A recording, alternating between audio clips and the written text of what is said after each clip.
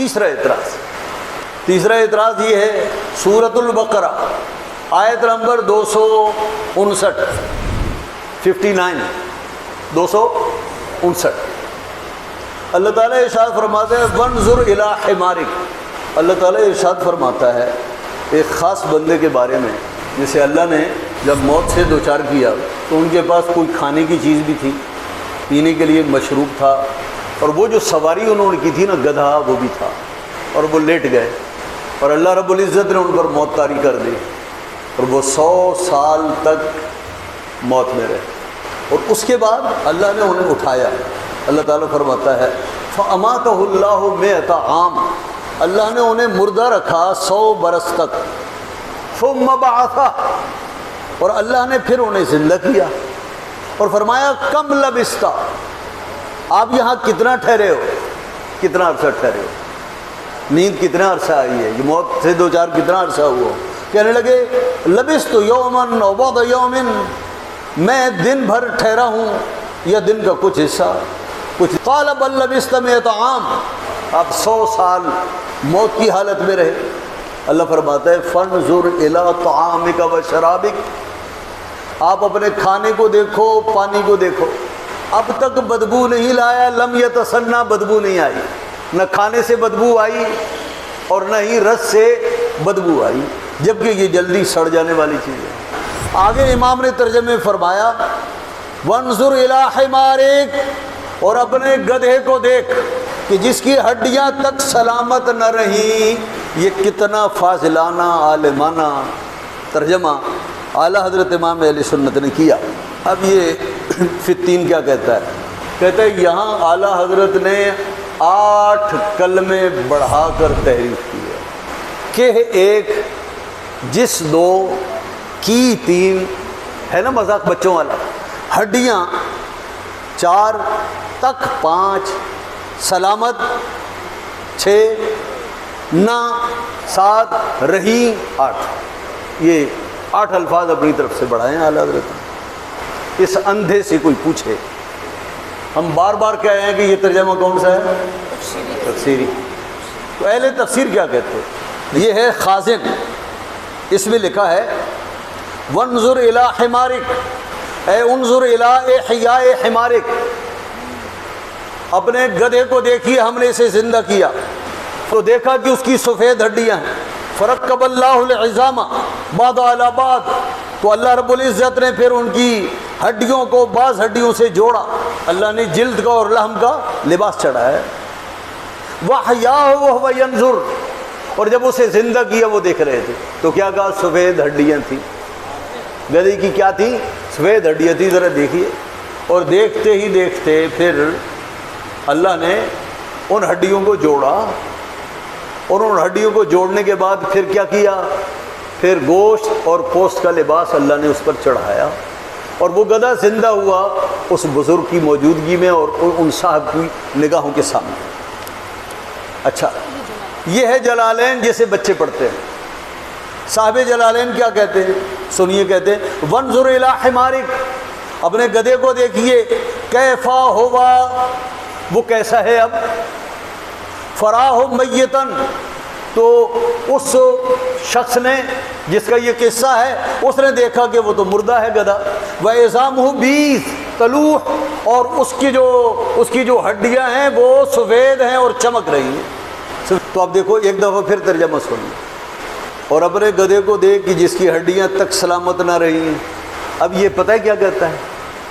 Bracket میں کر لیتے مشرف بھائی، آپ مولانا شہزاد صاحب، عثمان صاحب، مولانا الوزائے، ذرا قریب آئیں آپ لوگ، میں آپ کو بریکٹ دکھاؤں۔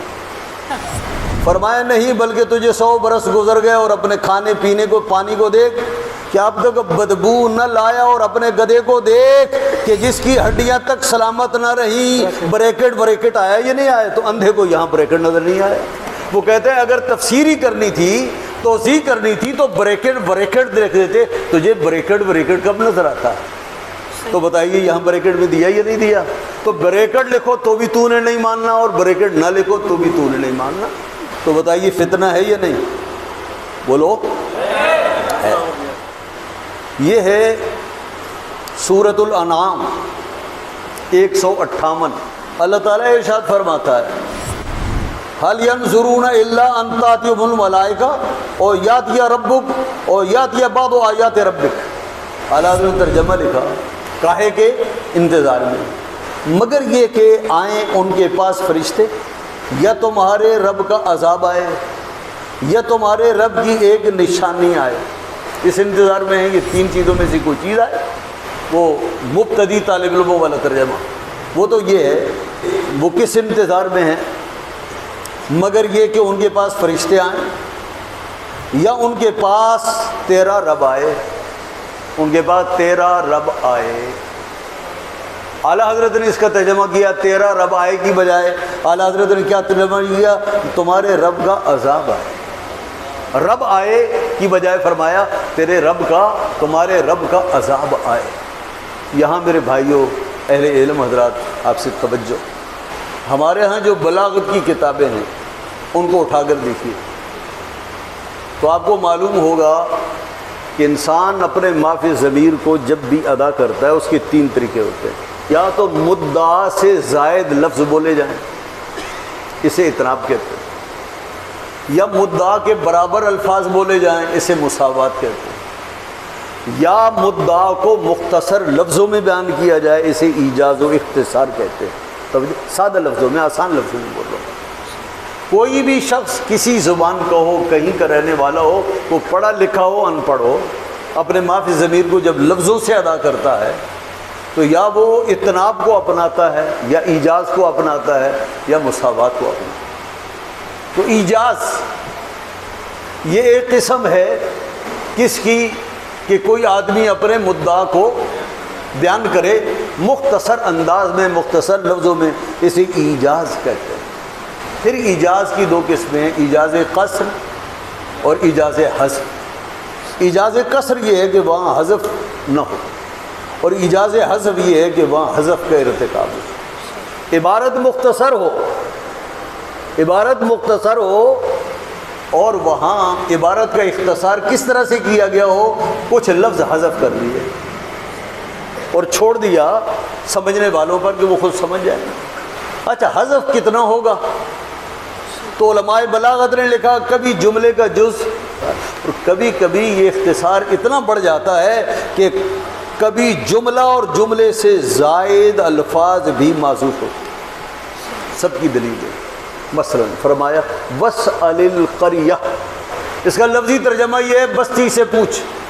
بہت سے لوگوں نے یہ معنی کیا ہے بستی سے پوچھ، لیکن بتائیے بستی تو گھروں کا نام ہے، گھروں سے پوچھا جائے گا کیا؟ تو یہاں پر حذف مضاف ہے، بستی والوں سے پوچھ، ایجاز حذف، اور یہاں پر مضاف معذوف. پھر حذف پر کوئی نہ کوئی دلیل ہوتی ہے، کبھی دلیل عقلی ہوتی ہے، کبھی دلیل لفظی ہوتی ہے، سیاق و سباق اس کی دلیل ہوتی ہے، اور کبھی دلیل عقلی ہوتی ہے. میں اہل علم کی ضیافت کے لیے ایک دو باتیں عرض کر رہا ہوں. جیسے قرآن کریم میں آتا ہے دلیل عقلی کی مثال حرمت علیکم المیتہ والدم ولحم الخنزیر، تم پر حرام کیا گیا ہے مردار اور خون اور خنزیر کا گوشت، تم پر حرام کیا گیا ہے. تاکہ شریعت مطہرہ احکام بتانے کے لیے آتی ہے نا. تو شریعت مطہرہ تو حلال و حرام، ممنوع کرنا ہے نہیں کرنا ہے، یہ احکام بتانے کے لیے آئی ہے نا. اعیان پر تبصرہ کرنے کی تو نہیں آئی، یہ تو اعیان ہے. تو حرمت علیکم المیتہ والدم ولحم الخنزیر، عقل کہتی ہے کہ احکام شریعت کا تعلق چونکہ افعال سے ہوتا ہے، اعیان سے نہیں ہوتا، لہذا ضرور یہاں فعل معذوف ہے. مثال کے طور پر تم پر حرام کیا گیا ہے مردار کا کھانا، تم پر حرام کیا گیا ہے خون کا پینا اور کھانا، اور تم پر حرام کیا گیا ہے خنزیر کے گوشت کا کھانا. یہ کھانا یہ افعال ہے، تو دلالت عقلی ہے، عقل یہاں دلیل ہے. ایسی دیکھیے ایک اور مثال، اور سبحان اللہ میرے امام کی تائید ہوتی ہے. صاحب مختصر المعانی نے لکھا، تلخیص المفتاح والے نے لکھا، اس کی مثال ہے کہ وجاء ربک، یہ سورۃ الفجر کی آیت نمبر 22 ہے. وجاء ربک، اس کا لفظی ترجمہ کیا ہے؟ اس کا لفظی ترجمہ یہ ہے تمہارا رب آیا. کیا آیا؟ اللہ آنے جانے سے پاک ہے. ایک جگہ دوسری جگہ جانے اور مکان چھوڑنے، مکان کو اختیار کرنے سے اللہ پاک ہے یا نہیں ہے؟ تو پھر وجاء ربک، تمہارا رب آیا. تو یہ ہمارے فنون کے لوگ لکھ رہے ہیں کہ یہاں پر ایجاز حذف ہے، ایجاز حذف ہے، اور یہاں پر ایک لفظ محذوف ہے، اور وہ کیا ہے؟ مضاف محذوف ہے.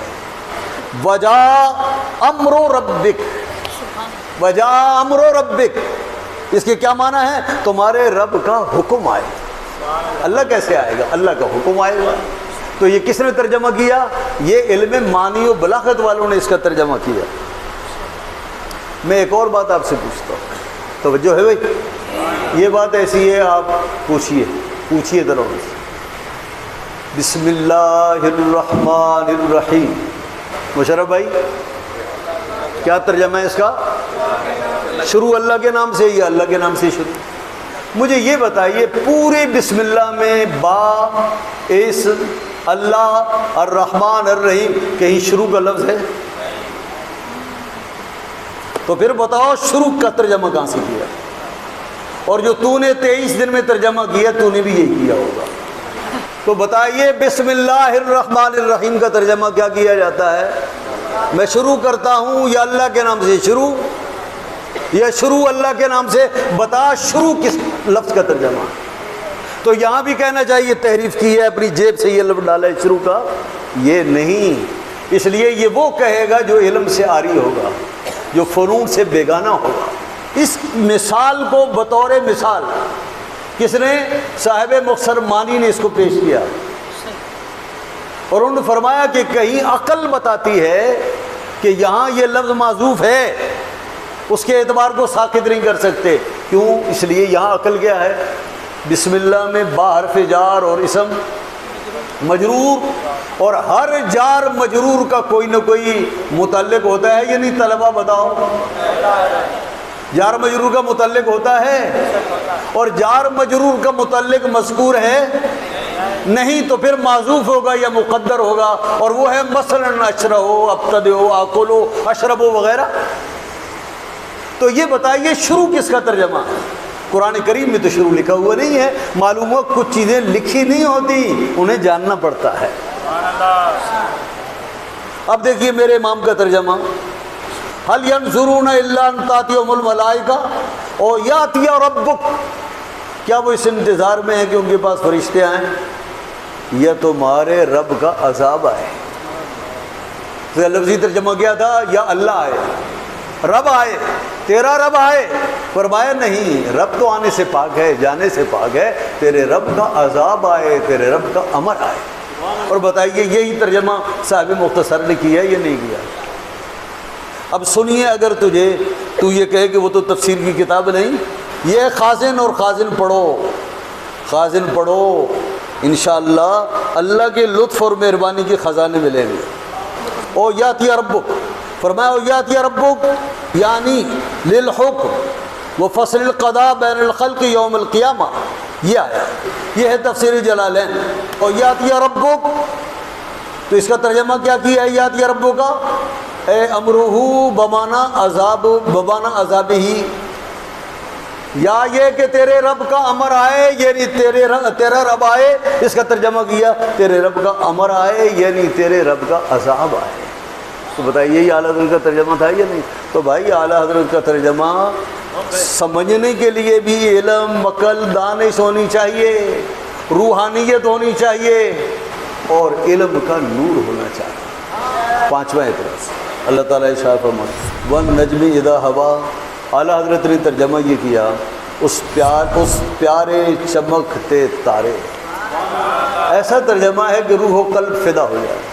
اس پیارے چمکتے تارے محمد کی قسم، جب یہ معراج سے اترے. میں نے کیا کہا؟ اعلیٰ حضرت کا ترجمہ کون سا ہے؟ تفسیری ترجمہ. تو تفسیری ترجمے سے جو بیگانہ ہو وہ تو بغلے بجائے گا نا، وہ کہے گا یہ لفظ بھی زیادہ ہے، یہ لفظ بھی زیادہ. اس پیارے ایک، محمد دو، معراج تین، یہ فاضل بریلوی اپنے من سے کئی الفاظ ترجمے میں شامل کیے، اپنے من سے شامل کیے۔ سید رحیم الدین مراد آبادی فرماتے ہیں نجم کی تفسیر میں مفسرین کے بہت سے اقوال ہیں، بعض نے سریا مراد لیا، اگرچہ سریا کئی تارے ہیں لیکن نجم کا اطلاق ان پر عرب کی عادت میں ہے۔ بعض نے نجم سے جن سے نجوم مراد لی، بعض نے وہ نباتات جو ساق نہیں رکھتے زمین پر پھیلتے ہیں، بعض نے نجم سے قرآن مراد لیا، لیکن سب سے لذیذ ترجمہ وہ ہے جو مترجم قدس سرہ نے اختیار فرمایا کہ نجم سے مراد ذات گرامی ہادی برحق سیدنا محمد الرسول اللہ صلی اللہ تعالیٰ علیہ وسلم کی ہے۔ اب ذرا خازن پڑھ لیجیے، آپ کو اللہ توفیق دے۔ وکیل النجم ہو محمد صلی اللہ علیہ وسلم، نجم سے مراد حضور کی ذات گرامی ہے۔ اور معراج سے اترے کہاں سے نکلا؟ وہ حویہ نزولہ لیلۃ المعراج من السماء، اور ہوا کے معنی یہ ہیں کہ شب معراج جب آپ زمین پر نیچے تشریف لائے۔ تو بتائیے یہ تفسیری ترجمہ جو اعلیٰ حضرت نے کیا، دیگر تفاسیر اس کی معید ہے یا نہیں ہے؟ اب میں اختصار کر رہا ہوں۔ سورہ رحمان میں ہے الرحمن علم القرآن خلق الانسان علمہ البیان۔ اعلیٰ حضرت ترجمہ کیا رحمان نے اپنے محبوب کو قرآن سکھایا۔ خلق الانسان، انسانیت کی جان محمد کو پیدا کیا، انسانیت کی جان محمد کو پیدا کیا۔ اب یہ ترجمہ لگا ہے انہیں برا جی، اور اس پر یوں اعتراض کیا انسانیت کی جان محمد، یہ کس کا ترجمہ ہے؟ انسان کا یہ ترجمہ کس قانون اور ضابطے سے کیا گیا ہے؟ ضابطے کے مطابق کیا گیا ہے۔ آپ ترجمہ قرآن میں جہاں چاہیں جب چاہیں جو چاہیں اضافہ کریں، پھر اپنی بدماشی سے اسے محاسن بھی قرار دیں۔ یہ زبان ہے اور آدمی اپنی زبان سے پہچانا گیا، اپنے اخلاق سے پہچانا گیا۔ اعلیٰ حضرت سے پوچھا گیا کہ آپ کے نزدیک کیا ہے، تو اعلیٰ حضرت نے بتایا اپنے ترجمے سے کہ اللہ ماد خارجی ہے اور اس سے معبود و مراد جناب محمد الرسول اللہ صلی اللہ تعالیٰ علیہ وسلم ہے۔ پھر اعلیٰ حضرت نے اس پر اشارے سے دلیل بھی دے دی کہ حضور کیوں مراد ہیں، اس لیے کہ حضور باعث ایجاد کائنات ہے، حضور باعث ایجاد کائنات، اور حضور صلی اللہ علیہ وسلم باعث ایجاد آدم ہے، باعث ایجاد انسانیت ہے، وہ انسانیت کی جان ہے۔ اس لیے اعلیٰ حضرت امام اہل سنت نے علام عہد خارجی کا لیا اور مراد رسول اللہ صلی اللہ علیہ وسلم کو لیا، اور اس پر تشریحی ترجمہ کر کے دلیل کی طرف اشارہ بھی کر دیا کہ انسانیت کی جان محمد کو پیدا کیا۔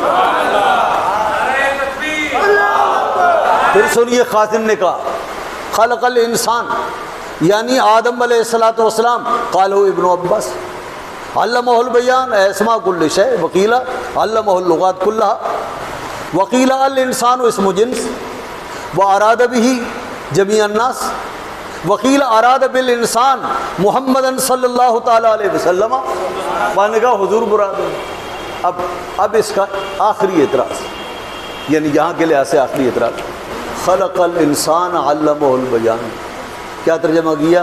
ما کانا و ما یکون کا بیان انہیں سکھایا۔ ما کانا جو گزر گیا ہو گیا، ما یکون جو آئندہ قیامت تک ہوگا، دخول جنت و نار تک ہوگا، آئندہ ہوگا۔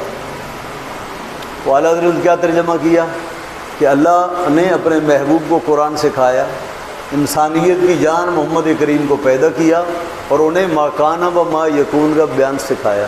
تو وہ کہتے ہیں ما کانا و ما یکون کہاں سے آ گیا؟ کوڑے باطنی کا کیا علاج ہو؟ البیان پر الف لام داخل ہے، تو اللہ نے اپنے محبوب کو بیان سکھایا۔ سوال پیدا ہوتا ہے کس چیز کا بیان سکھایا؟ تو کہا ما کان و ما یکون کا بیان سکھایا۔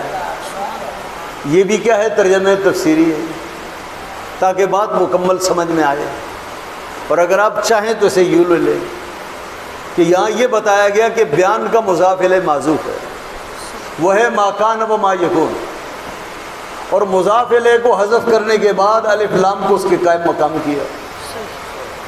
اصل میں تھا علمہ بیان ما کان و ما یکون، تو الف لام لا کر مضاف الیہ کو حذف کیا، اس پر الف لام کو اس کے قائم مقام کیا، تو علمہ البیان ما کان و ما یکون کا بیان سکھایا۔ اب سمجھ میں آ گئی کہ ما کان و ما یکون کہاں سے آیا۔ اعلیٰ حضرت سے بغض چھوڑ دو، انشاءاللہ ساتوں طبق روشن ہو جائیں گے۔ اچھا پھر پتہ ہے کیا کہتا ہے یہ کہتا ہے البیان کا معنی کس لغت میں ما کان و ما یکون ہے؟ ہم نے بتایا یہ لغت کی بات نہیں ہے، یہ علم کی بات ہے، یہ تشریح و تفسیر کی بات ہے۔ کہتا ہے اللہ کتنا تکبر ہے اس شخص میں۔